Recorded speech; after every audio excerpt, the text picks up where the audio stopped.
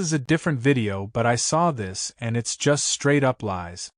This video by Basic Logic, named The Case of Islam, is just the same old stuff, but since no one responded I decided to. First thing he mentions is how every prophet needed public verification or a miracle to prove that they are prophet. Now first of all he says that the first thing the prophet did was to check their books. This never was the primary proof of Islam. Just another proof alongside the others. The verses he quotes only say his description, characteristics were in early scriptures. This does not mean that he needs Jews or Christians to validate his claim. The miracle of Muhammad was the Quran, not only the depth of the book in language, but the prophecies that came true. And just so you say there are no prophecies, check verses 2 to 4 of Surah Rum. Also, if you go by this claim that the Jews and the Christians rejected him, the Jews also rejected Jesus, does that mean that he isn't a prophet or God? And no, the prophet did not declare Jews and Christians traitors after they rejected him. It was later on, after or in between wars, where they would break treaties, especially the Jews. Abrogation.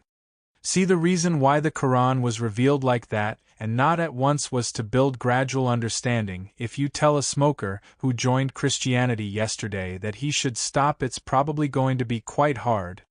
Instead, if you said, you can't smoke on Sundays, then he would eventually gradually stop. Same thing goes for war, alcohol, and all other matters. Now the moon splitting, first of all, every prophet, yes, even Jesus, was accused of magic. That was just the natural instinct back then. Nowadays we, for example, just think everything is AI to describe all weird things. Now why was there no record of this? First of all, you can just say there was less technology, or people used to sleep, or they didn't record very well, but that doesn't make a lot of sense. What makes the most sense is that it appeared only to whom Allah wanted it to appear to. The Quraysh, and they were in denial. And if you want global records, then your prophet's miracles are nothing. Moses' sea splitting was only observed by his people, Jesus rising from the dead only by his people. Nowhere around the world. The aorta hadith. This one is just misconception in reading the phrase is, I still feel its effect, from Khaybar, after which he lived. And if God was truly against him or Islam, then he wouldn't have won nearly every single war that he fought and that Muslims fought later on.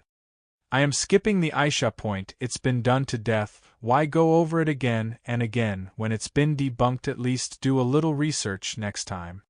Anyway, next we got the slaves and sex slaves. First of all, slavery was there already, so it's not a new thing that he did.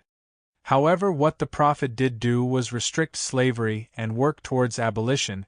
He also promoted taking care of your slaves the way you live, which is feeding them the same food, keeping them in the same living conditions, so on and so forth. He also made freeing slaves a major act of worship. Prisoners of war were people who were likely to die but were given a second chance, not kidnappings. As for sex slaves, it required consent. What was encouraged was to free, then marry the slave. And no, you could not non-consensually have sex with her. You would treat her the same or similar as your wife. Anyway, that's